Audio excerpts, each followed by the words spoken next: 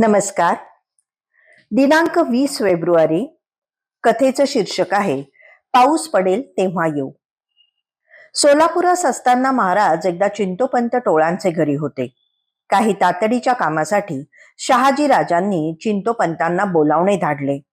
टोळांनी महाराजांना आपणही मजसमवेत अक्कलकोटात चलावे म्हणून विनवले. महाराज म्हणाले, सध्या उन्हाळा आहे म्हणून येणे नाही, पाऊस पडेल तेव्हा येऊ. त्या वर्षी चातुर्मासात पाऊस पाणी झालेच नाही. शहाजी राजेही मृत्यू पावले. सगळा उन्हाळाच झाला. नवरात्रात महाराज अक्कलकोटी गेले. त्यानंतर पाऊस पाणी झाले. मालोजी राजे गादीवर आले होते. अक्कलकोटचे संस्थानिक शहाजी राजे होते. त्यांनी चिंतोपंत टोळांना काही तातडीच्या कामासाठी बोलावले. चिंतोपंतांच्या मनात आपल्याबरोबर महाराजांनाही अक्कलकोटास न्यावे असे आले. त्यांनी महाराजांना तसे विनवलेही. पण संत महंतांना आणि अवतारी पुरुषांना आगामी घटनांचे ज्ञान असते. आपल्या नियोजित कार्यासाठी आधीपासून महाराजांनी अक्कलकोटाची निवड करून ठेवली होती हे खरे, पण तेथे जाण्याची योग्य वेळ अद्याप तरी आली नव्हती. हिमालयापासून कन्याकुमारीपर्यंत ते अनेकदा भ्रमण करीत हिंडले होते. मंगळवेढ्यात ते 12 वर्ष होते. मोहोळ, पंढरपूर येथेही काही काळ होते. आता सोलापुरास होते. इतक्या जवळ असूनही ते अक्कलकोटास जात नव्हते. याचे कारण वेळ आली नव्हती हेच खरे. अक्कलकोटास पाऊस पाणी होणार नाही, दुष्काळी परिस्थिती ओढवेल, शहाजी राजाचा अंत होईल हे त्यांनी जाणले होते. पण ही प्राकृतिक परिस्थिती झाली. त्यामुळे ते तेथे जाऊ इच्छित नव्हते असे मुळीच नव्हते. महाराज म्हणजे परमात्मा. त्यांना ही प्राकृतिक परिस्थिती पालटणे अशक्य मुळीच नव्हते. तसे केले असते तर लोकांस परमात्म शक्तीचे महत्व कळले नसते.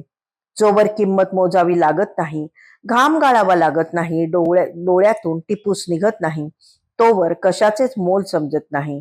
म्हणून ही परिस्थिती निर्माण झाली तरी आपले तेथे जाणे खडकावर पडणाऱ्या बीसारखे व्यर्थ जाईल हे ते ओळखून होते. निसर्गाचा कोप आणि राजाचा मृत्यू यामुळे लोक हवालदिल होणे आणि मदतीसाठी त्यांनी देवाला आवाहन करणे गरजेचे होते. झालेही तसेच. या आपत्तीमुळे लोकांच्या तोंडचे पाणीच पळाले.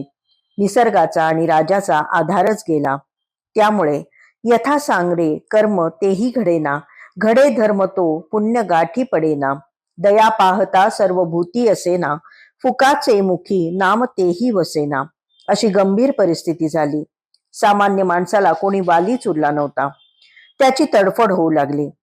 डोळ्यातून पाण्याच्या धारा बरसू लागल्या. अखेर तो देवाची आळवणी करू लागला.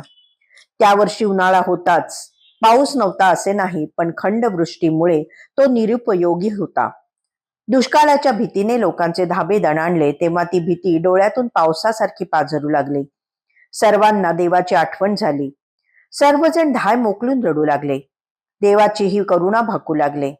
देवा तारी रे असा पाचारू लागले. हा करुणेचा पाऊस पाडण्याची परिस्थिती निर्माण होताच महाराज अक्कलकोटास येण्यास निघाले. अशा संकट समयीच देवाने धावून येणे उचित असते. महाराजांनीही तीच वेळ साधली. त्या वर्षीच्या नवरात्रात ललिता पंचमीला महाराज अक्कलकोटास आले. मजबरी करुणेचा राघवा पूर लोटी असा मनापासून सर्व लोकांनी टाहो फोडताच हा करुणेचा मेघ बरसला आणि मग खरोखरच प्राकृतिक पाऊस झाला. मालोजी राजे गादीवर आले होतेच. महाराजांच्या आगमनाने सदा चक्रवाकासी मार्तंड जैसा, उडी घालतो संकटी स्वामी तैसा असा आनंदाचा दिलासा लोकांना मिळाला. देवच पावला अशी लोकांची भावना झाली. यात काही नवल नव्हे. धन्यवाद.